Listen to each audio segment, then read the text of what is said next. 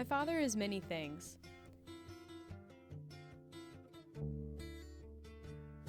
He's a farmer. He's a lawyer. He loves cities.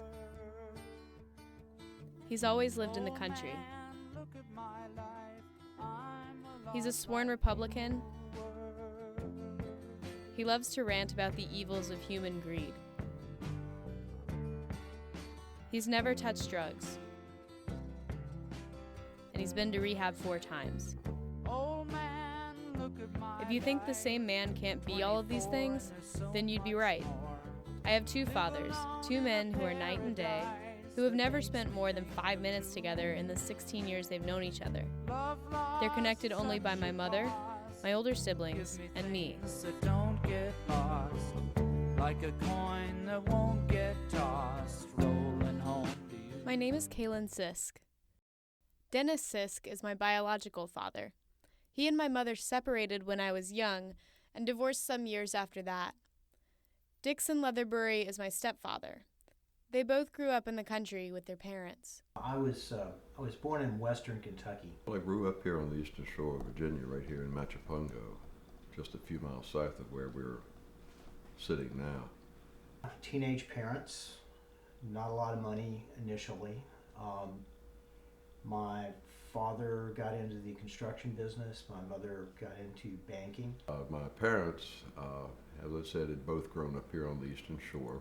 They did I think a pretty good job with Sis and I. We lived on a farmhouse just a few miles south of here. Grew up in in the 50s, and I think probably a pretty good time in this country's history to be of that age. And growing up, probably a much more innocent time than today. My dad is, hope he won't necessarily see this, but he was a very, very loving, supportive guy. But he had his angry bursts, and he also felt very responsible for his family. But I remember kind of learning some things that he never really said to me. It's things like real men never make mistakes. If you ever do screw up, remember real men never make mistakes. There's 2 grades in life, perfect and failure. That was a pretty good role model, I think. He worked hard and he played hard. He enjoyed a party as much as anyone. He was a practical joker from day one. Unfortunately, we did not have the benefit of having Dad around too long.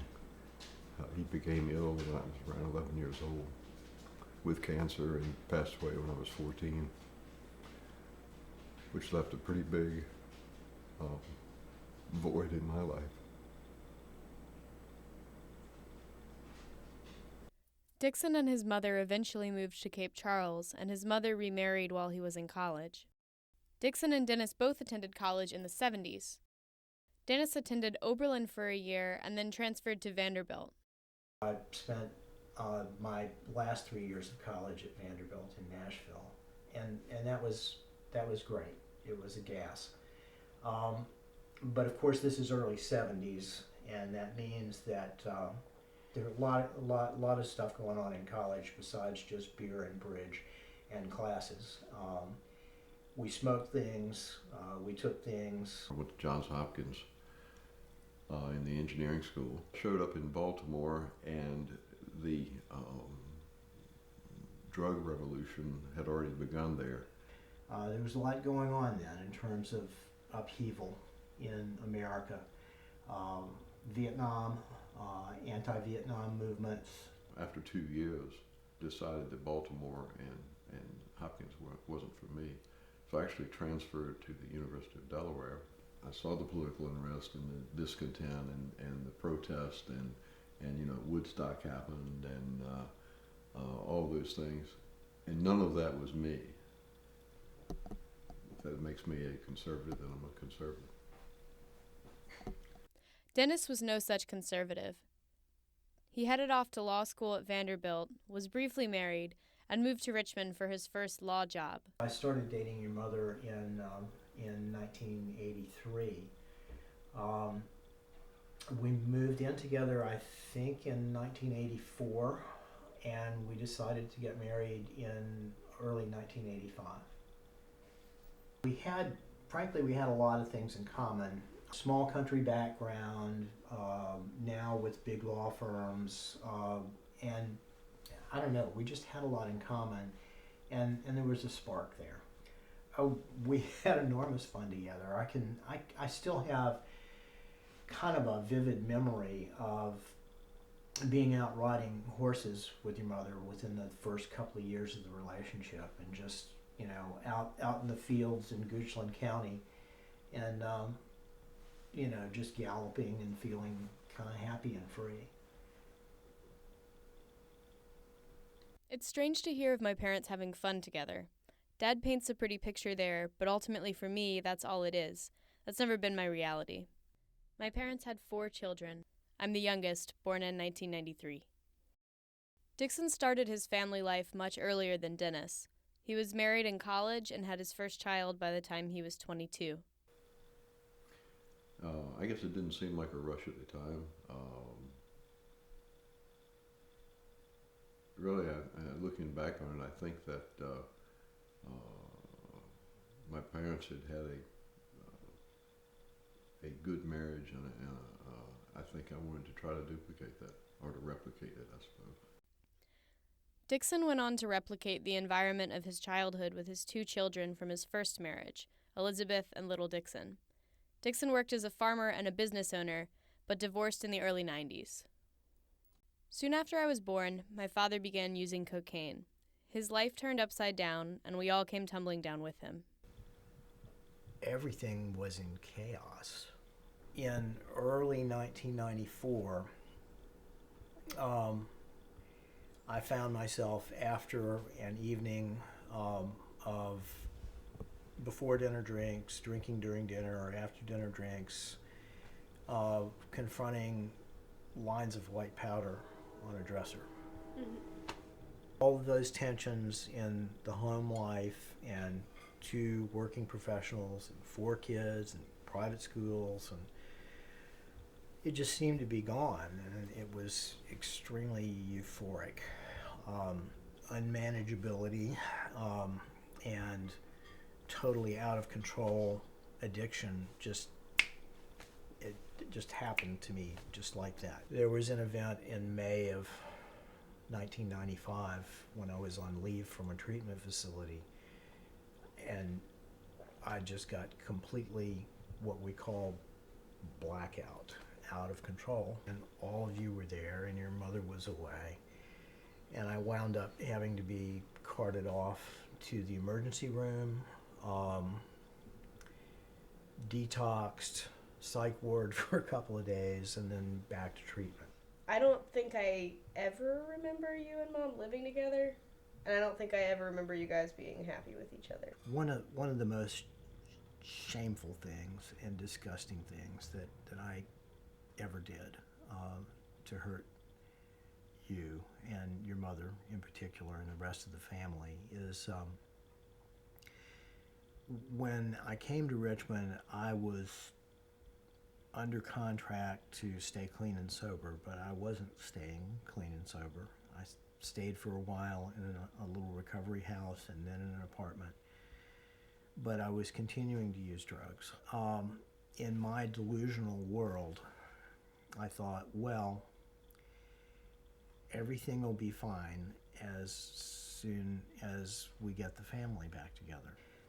And there's a lot in AA literature about how insane that is. Fixing external circumstances doesn't fix what's going on inside and causing the problems. But that was my delusional thinking, and so I didn't tell your mother I was still using drugs and still having problems. I wanted the whole world to believe that I was doing just great, even though I wasn't. We all moved back together in the fall of 1996. I thought, and now it's going to be happily ever after. But it wasn't, because I hadn't really dealt with the drug problems I was experiencing. And that was just savagely unfair to your mom and unfair to you. My first memory of you guys that I still have was you guys like screaming at each other at Hopkins Branch, and I didn't understand that you were fighting, and I thought it was a game, so I was doing tally marks on the wall. Like, Dad gets a point because Mom got really hurt, and Mom gets a point because Dad got really hurt. I remember when I was leaving Hopkins Branch Way because I had relapsed and your mother had had enough and I needed to move out. And you in particular were very sad.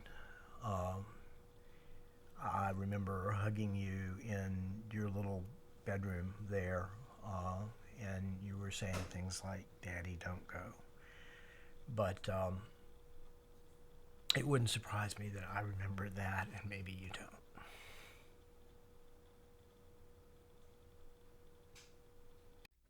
Remembering my young childhood has always been difficult. I was so little when most of this was happening, and it's always been fairly jumbled to me.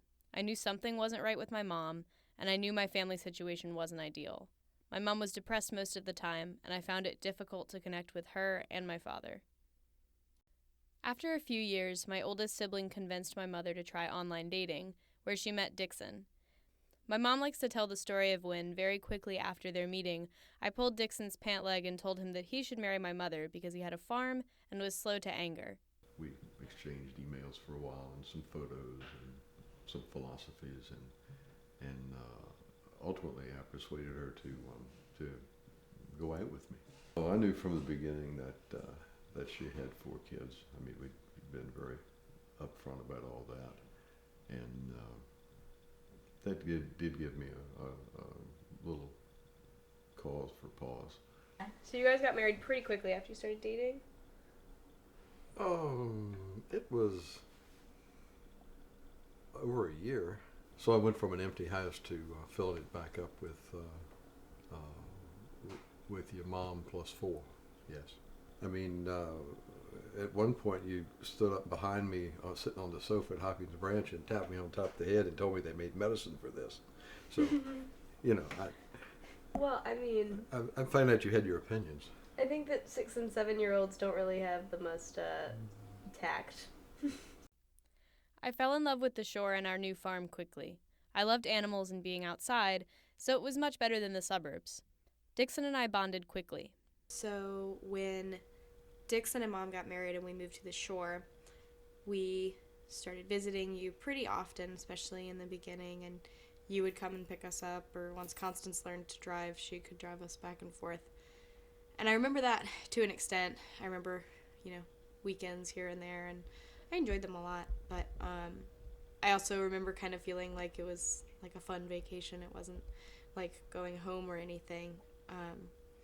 And then after a while of that, it seemed like those visits just kind of fizzled, and then they just stopped, and I didn't really know where you were. So where were you then? I'm turning the corner behind this nice house into the alleyway where my feet were traveling when I was homeless. Anytime I could find a garage that wasn't secured, and if I was tired, that's where I would sleep. I basically went from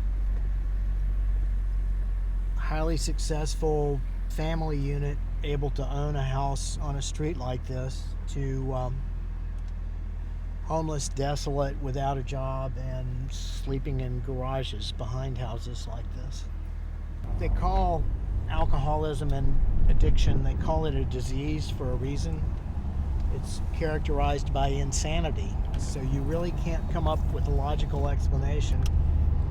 When you can see this is ruining your life, why don't you just stop?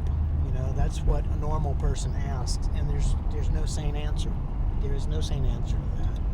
And then finally, something happens, and things change. And the last time I ever used drugs, I remember being at your older sister's apartment door. And I had gotten high, which meant in the drug court program I was going to have to go to jail for a while. And your sister was working a job as a painter part-time during the summer, probably making $7 an hour, and I was at her door begging her for money to buy more drugs. And it changed. It changed. I wanted to stay sober. I got serious about it. It was June 17. Sorry. June 17, 2007. Last drink or drug I ever had. And hope it stays that way. Me too. In Dennis's absence, Dixon and I continued to bond. Do you think that, like, emotionally it's ever been difficult to interact with me or my siblings?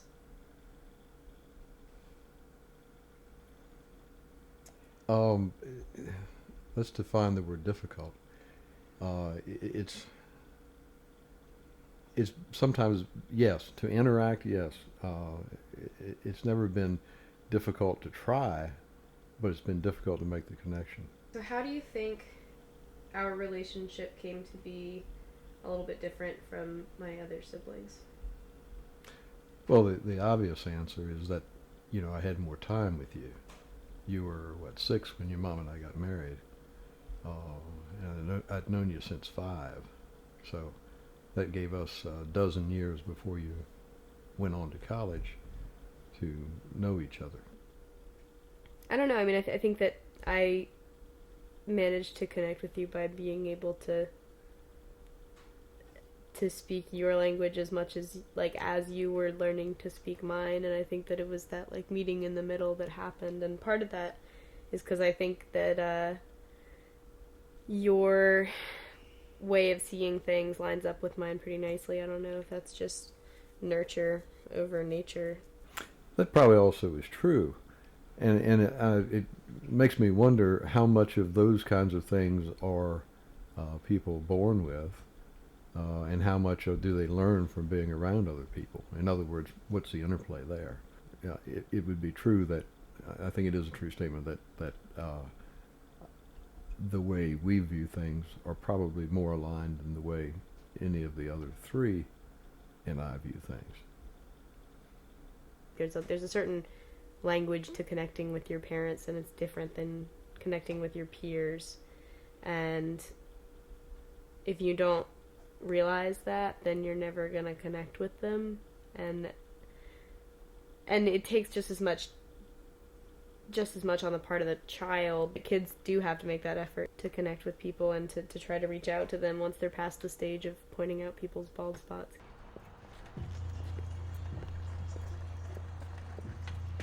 So this is the neighborhood where the halfway house was? Yes, it's actually right across the street from where we are now.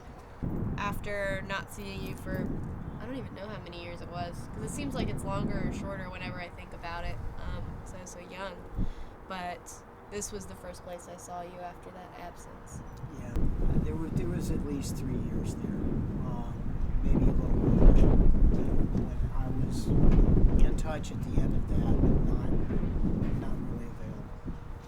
3 years is a long time when your kids are young. Sure is. I don't know, I didn't know what you were thinking or what you were doing or... How could you? Yeah, I guess. But I mean, I don't know, I found myself a lot of the time wondering, if you were even thinking of us at all, or what was going on with that. I don't know if I've told you this, but there was a time when I considered just getting adopted by Dixon. I'm glad I didn't, in retrospect, and I didn't mostly because I was worried that, I don't know what Grandma and Grandpa will think, because I didn't feel particularly attached to you at that time, and I know that probably hurts to hear. It's real. I can see why everybody felt abandoned. Yeah. Because you were abandoned.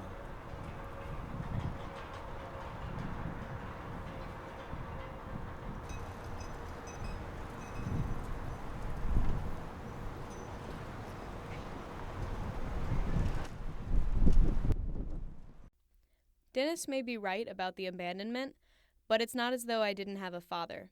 Dixon is who I remember raising me. Yeah, throwing kids into a new environment, tough. We as adults are supposed to have coping skills, and understand how to use them. And maybe we do, and maybe we don't always. But kids are ill prepared for that, by and large. Yeah. Well, I think you can get resilient though. I mean, and I think that's one thing that I've thought about a lot is that like I think a lot of divorced kids will tell you, like, depending on the time of day you ask them and what mood they're in, if you tell them like what did your parents being divorced or your parents getting remarried, like, how did that affect you, they'd say like, it doesn't really make a difference, like, I'm fine. Or they'll say, oh my god, it was like the biggest change, like my life could have been so different. But at the end of the day, it is what it is, and you have who you have in your life, and if you don't connect with them, then they're not gonna be in your life anymore. And I think that it's kind of short-sighted to feel like, oh, they're like my step-parent, I don't need to connect with them. What traits do you think that I have gotten from you? I hope one of a sense of being committed to what you need to do, what you want to do, to your partner, to your community. And what traits do you think you've gotten from interacting with me? I learned the power of Rogaine. Clearly. I quit using it. I suspect what I really gleaned the most is learning how you articulate your feelings and your appreciation or concern about a given situation, and being able to throw it out there. Because I'll say that's not something that comes naturally to me.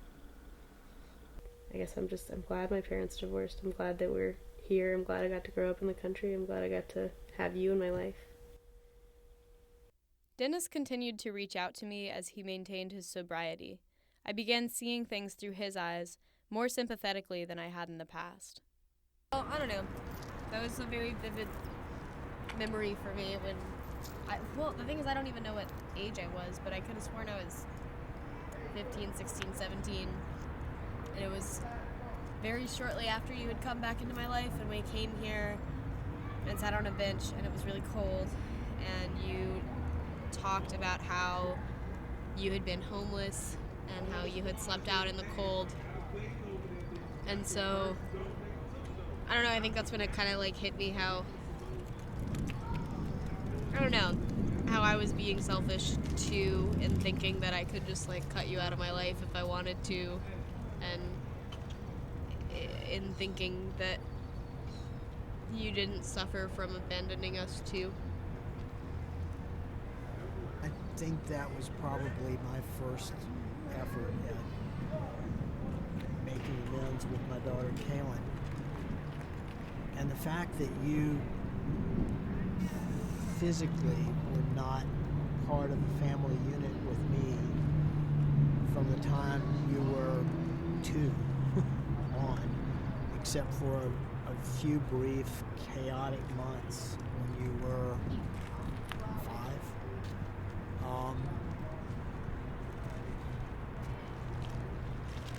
I'm just glad you're in my life today, and I'm glad you still call me Dad. Do you have anything to say to Dixon? Thank you. Actually, it's great you asked that question, because I've wanted to say that for years. Thank you. Thank you for taking care of my kids.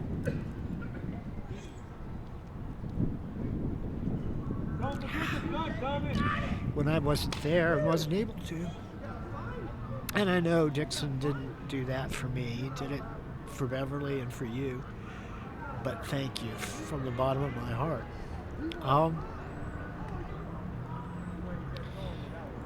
There's nothing I can do to make up for my behavior, but I really respect Dixon.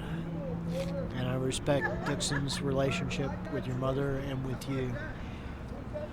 And I've never said it because I've always felt like somebody would say, there he is being manipulative. Why is he saying that? What does he want out of me now? And I don't want anything. I just want to say thank you. So this is from this essay you wrote in 4th or 5th grade about your dad. Every person has met many people whom they consider unforgettable. Any unforgettable character will exhibit many fine qualities: patience, kindness, generosity, and a sense of humor. These characteristics, when mixed in proper proportions, result in an extraordinary person. I believe all these qualities were found in my most unforgettable character. And goes on to talk about spending an entire afternoon not telling you how to fix a lawnmower engine, but letting you figure it out. And then how he used to give children toys at Christmas, underprivileged children. And then an incident where he won a sled as a door prize at a party and rode it down some marble stairs. Yeah, that was at the Ben Franklin Hotel in Philadelphia. Almost was arrested for it. Perhaps this paper seems a little exaggerated or one-sided to the reader. The reason for this is simple. I had nothing but the highest respect, regard, and admiration for this man. You see, this man was my father, and will always be my most unforgettable character.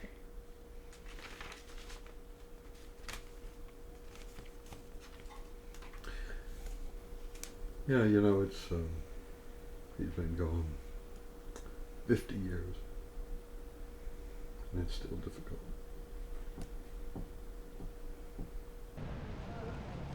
Are you happy with our relationship as it exists now?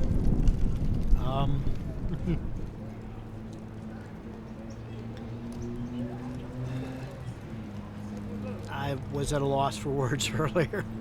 I'm at a loss for words now. Happy doesn't begin to describe how grateful I am to have the relationship I have with you, with Aaron, with Mabel, and with Constance. Because, as I said, often those relationships just aren't repaired, and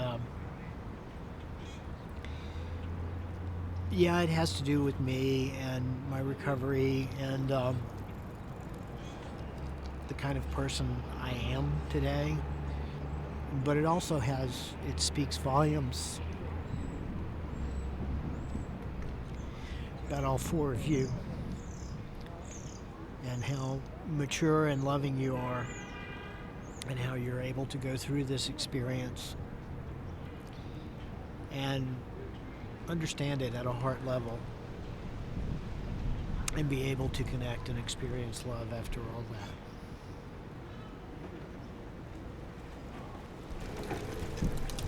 Do you think you've been a good father? No. I think I am a good father. So as your youngest of 6,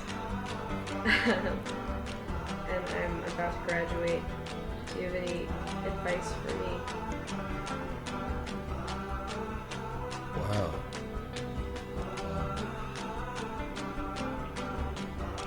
Yes. But if you focus on the love and the heart and people and the connections, let everything else follow and it'll all come together. Find what you want to do.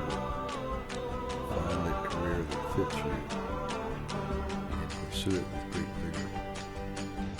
Let things like money and careers follow in the wake of what your heart and your passion and your love tells you to do.